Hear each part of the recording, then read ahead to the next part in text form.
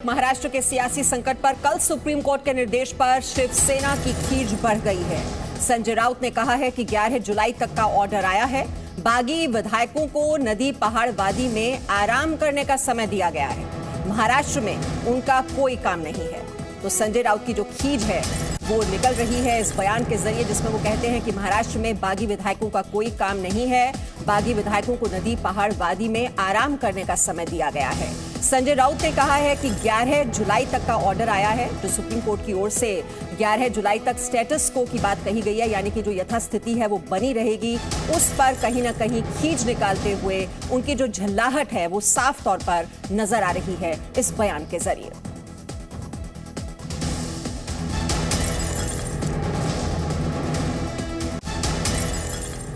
उनको 11 जुलाई तक और वहां आराम करने का ये फरमान है। महाराष्ट्र में उनके लिए कुछ काम नहीं है। जरूर 11 तारीख के बाद जो हमारी मांग है उसके ऊपर विचार होगा। उसका मतलब ये नहीं कि लोग आ गए विधानसभा में आ गए और कुछ कर लिया। आप बहुत ही बारीकी से वो ऑर्डर पढ़ लीजिए।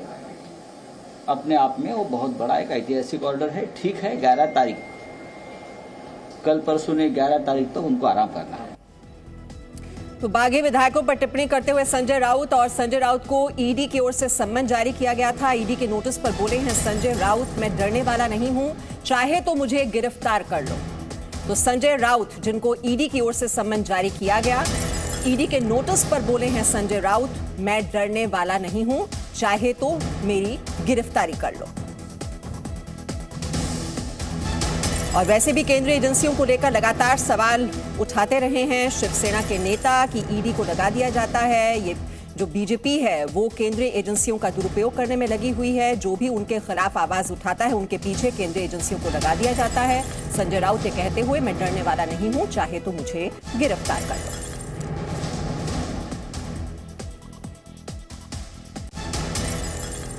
पश्चिम बंगाल का भी मैंने नाम सुना है और पश्चिम बंगाल के टीएमसी के 15 लोगों का ईडी का नोटिस जा रहा है। मैं अभी पढ़ रहा था। तो ठीक है, ये सरकार कौन बना रहा है? बीजेपी बना रही है या सेंट्रल इन्वेस्टिगेशन एजेंसी बना रही है?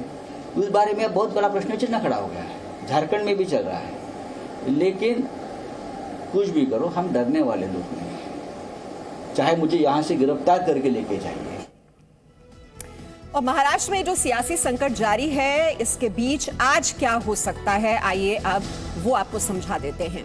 सबसे बड़ी बात, मुंबई लौट सकता है शिंदे गुट। समर्थन वापसी का पत्र राज्यपाल को दिया जा सकता है। जैसे कि लगातार शिंदे गुट की ओर से दावा किया जा रहा है कि 39 विधायक शिवसेना के उनके साथ वहां पर मौजूद हैं और कुल मिलाकर तो 50 से ज्यादा विधायकों के समर्थन का दावा किया जा रहा है। ये भी कहा जा रहा है कि हो सकता है कि कुछ और शिवसेना के विधायक वहां पर जाकर उनमें मिल जाएं, यानी कि जो उनकी स्ट्रेंथ है, उनकी जो ताकत है वो लगातार बढ़ती जा रही है।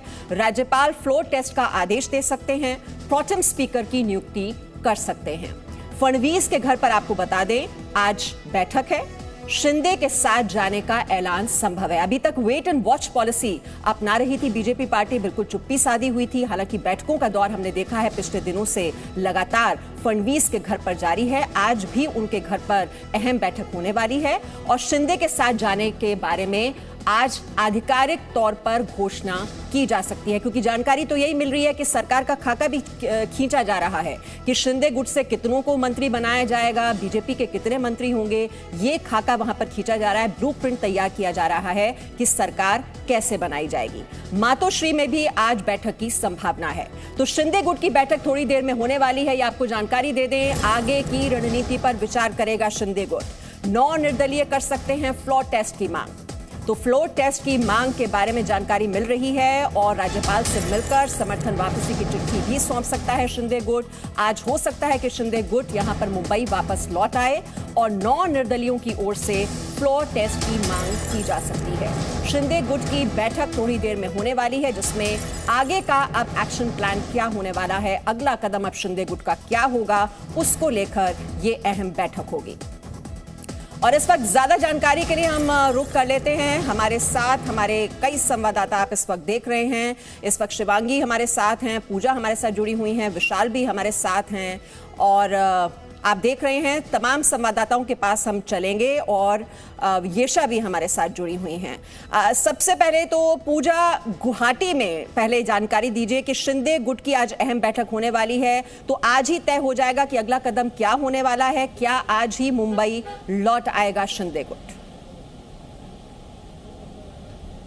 देखिए मीमांसा, आपको बता दें कल सुप्रीम कोर्ट में जो अर्जी पर सुनवाई हो रही थी तब से गुवाहाटी के इस होटल में हलचल तेज हो चुकी है और आज जो है गुवाहाटी के इस होटल में 11 बजे के आसपास एक और बैठक हो सकती है और इसी में अहम एक फैसला हो सकता है।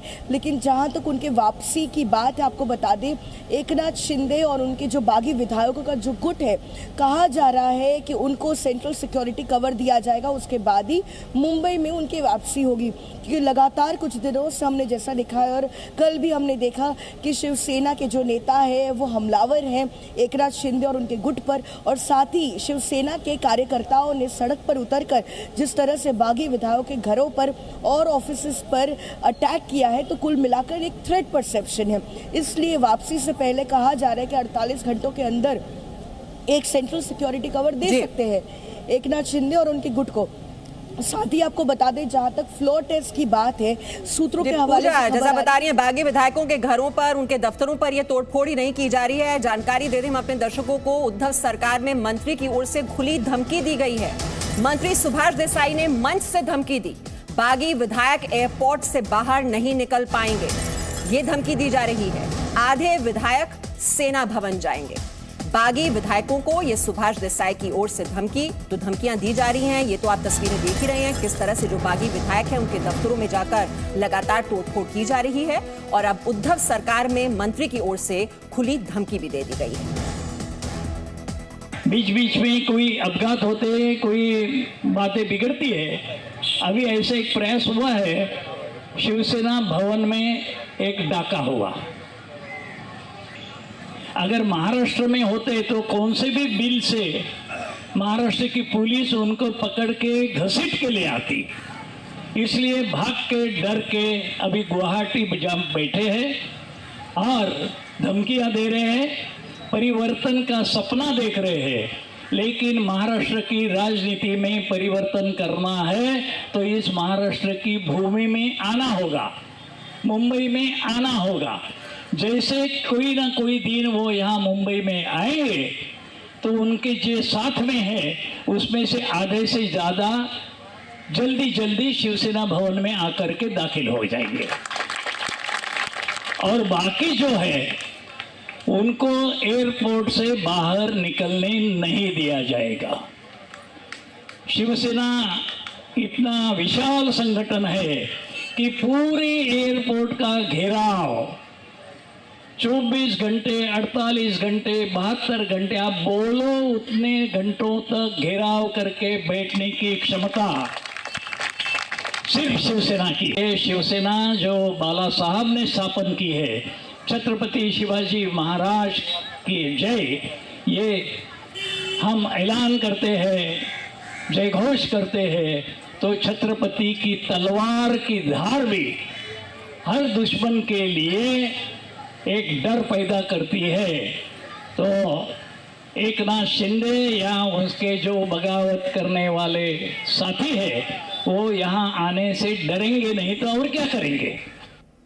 तो आप देख रहे हैं कि मन से खुली धमकी दी जा रही है कि एयरपोर्ट से बाहर नहीं निकल पाएंगे बागी विधायक। और इस बीच आपको बता दें उद्धव ठाकरे ने बागियों से कई मंत्रालय भी छीने हैं।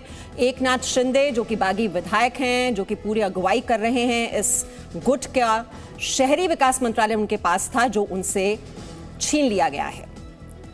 तो उद्धव ने बागियों के खिलाफ ये जो एक्शन लिया है, उनके मंत्रालय छीन लिए गए हैं और अब ये मंत्रालय की जो जिम्मेदारी है वो सुभाष देसाई को सौंप दी गई है। गुलाब राव पाटिल वो एक और बागी विधायक जिनके पास वाटर सप्लाई एंड सैनिटेशन मंत्रालय था, ये जिम्मेदारी अब दे दी गई है अनिल परब को। तो जिन बागी विधायकों के मंत्रालय छीने गए हैं उनके बारे में हम आपको बता रहे हैं। दादा भूसे भी एक और बागी विधायक हैं जिनके पास कृषि, एक्स सर्विसमैन वेलफेयर मंत्रालय की जिम्मेदारी थी, अब ये जिम्मेदारी निभाएंगे शंकर राव।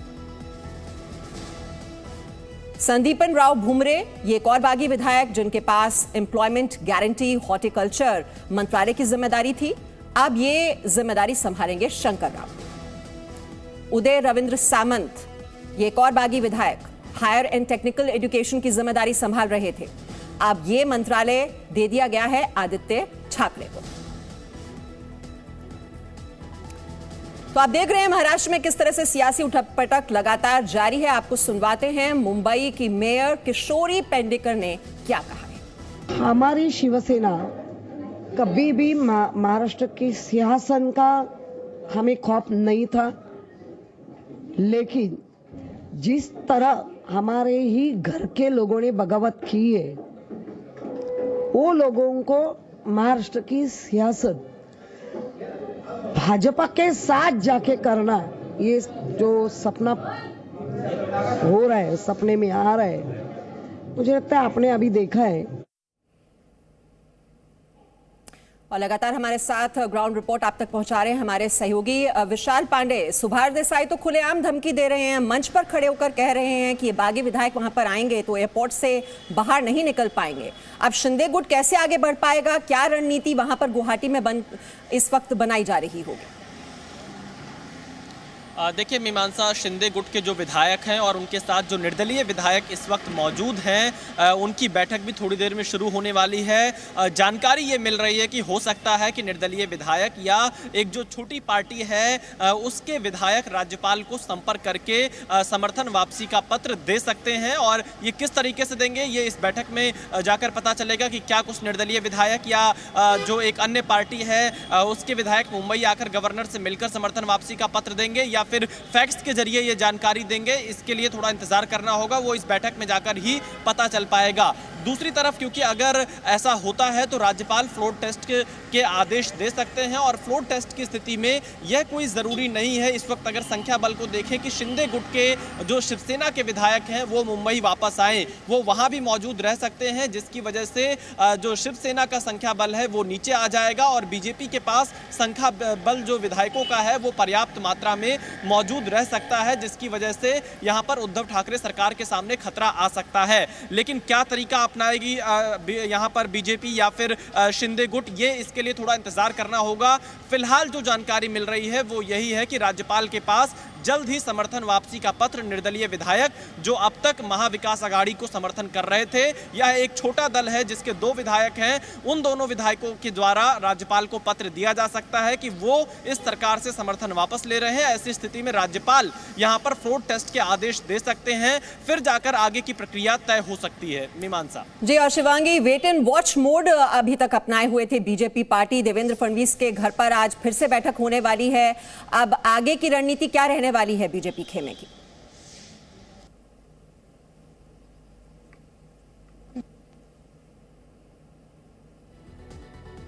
शिवांगी, मेरी आवाज आप तक पहुंच पा रही है? अपना रही जी मीमांसा, मैं आपको सुन पा रही हूँ जी। अब देवेंद्र फडणवीस के घर पर भी आज फिर से बैठक होने वाली है। अभी तक हमने देखा वेट एंड वॉच मोड अपनाए हुए थी बीजेपी पार्टी, कोई पत्ते नहीं खोलने को तैयार।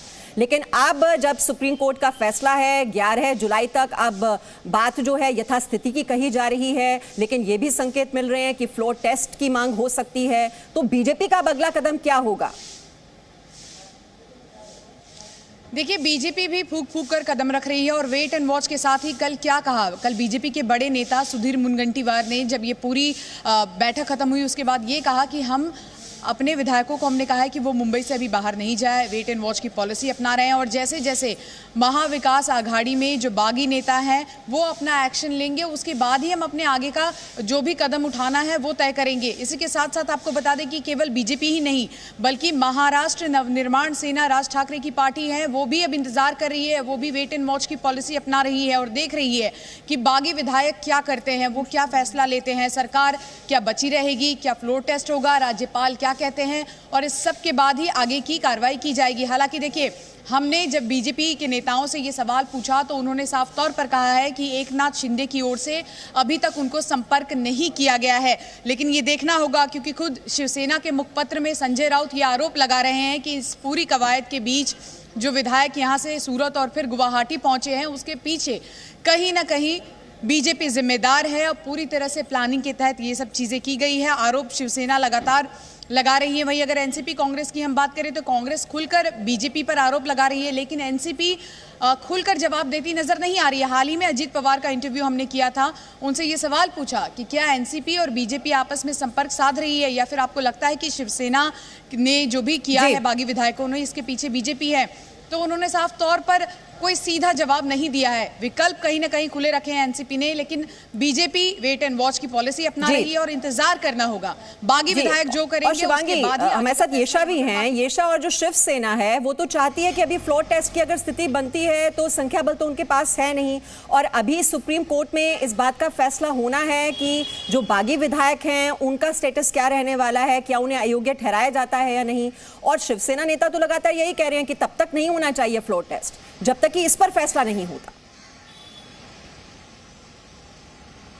जी, यहाँ तक हम देख रहे हैं कि पिछले कुछ दिनों में जो शिवसेना के बड़े नेता हैं, अभी फिलहाल तो कुछ नेता ही बचे हुए हैं, सिर्फ आदित्य ठाकरे हैं, वो अलग अलग जगह पे जो है रैली कर रहे हैं, अलग अलग जगह पे उनकी जो पब्लिक मीटिंग्स हो रही है वहां पे लोगों को संबोधित कर रहे हैं, लेकिन एक कॉन्फिडेंस दिखा रहे हो कि जो अगर फ्लोर टेस्ट होगा तो उनके फेवर में होगा। यहाँ तक कि संजय राउत के भी ये स्टेटमेंट आ रहे हैं कि फ्लोर टेस्ट अगर होगा तो उनके फेवर में होगा। लेकिन इस पे एक बहुत बड़ा फैसला ये आ जाता है कि जब 40 विधायक शिवसेना के, तकरीबन 40 विधायक शिवसेना के गुवाहाटी में है, उसके अलावा कुछ निर्दलीय भी वहां पे है, तो ये फैसला जो है शिवसेना के फेवर में कैसे हो पाएगा फिलहाल, क्योंकि कल जो ऑर्डर आया सुप्रीम कोर्ट का उसके बाद हमने ये देखा है कि कुछ टाइम तो मिला है शिवसेना के पास, लेकिन शिवसेना जो है ऐसा लग रहा है कि कुछ टाइम और रुकने की कोशिश कर रही है ताकि जो प्रोसेस है वहाँ पे डिले करवा सके, ताकि जाके बाकी जो विधायक है वहाँ उन तक रीच आउट करने की कोशिश कर सके। लेकिन फिलहाल जो है शिवसेना के हाथ में तो कुछ दिख नहीं रहा है। ऐसे समझ में आ रहा है कि शिवसेना जो है फिलहाल पार्टी बचाने की कोशिश में है, क्योंकि उन्हें पता है कि सत्ता उनके हाथ से तो गई है।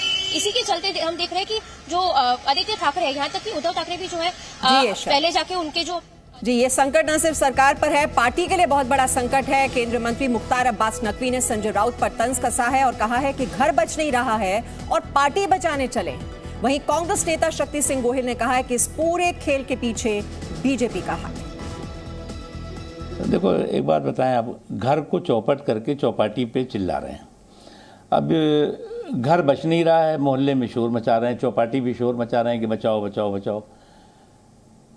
और वही एक है ना कि अपनों पे जुल्म, गैरों पे करम, और गैरों के भरोसे ये टिके हुए हैं कि हमारी सरकार कितने दिन बचेगी। तो मुझे लगता है पहले घर बचाना चाहिए, फिर चौपाटी में शोर मचाना चाहिए।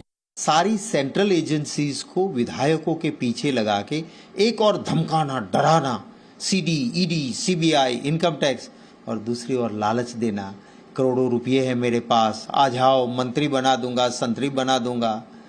तो ये लोकतंत्र में जायज नहीं है।